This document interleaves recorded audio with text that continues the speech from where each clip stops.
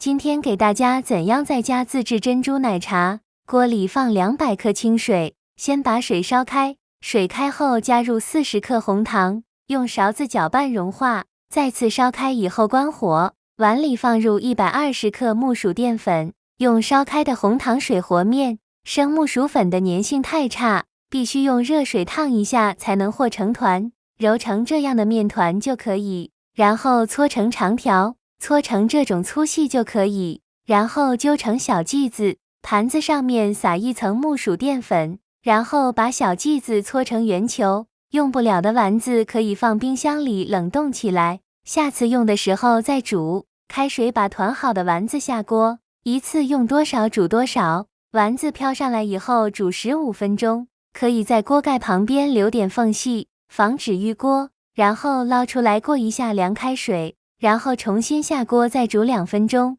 这样一冷一热能减少丸子的成熟时间，也能让丸子更加 Q 弹。最后再过一次凉开水就可以了。做好的珍珠丸子特别的 Q 弹。开水里放入10克红茶，家庭版的奶茶，用红茶或绿茶都可以。中火煮6分钟，把茶的香味熬出来。杯子里倒1/4的牛奶，如果能买到淡奶的话，最好是用淡奶，把烧开的茶水过滤一下，从杯口高处倒入茶水，根据自己的口味放入适量的白糖，放入煮好的珍珠丸子，把白糖搅拌融化，非常简单的家常版奶茶就做好了。红茶和牛奶浓浓的香味，加上 Q 弹的珍珠丸子，喝一杯提神又暖身。喜欢的朋友可以试一下。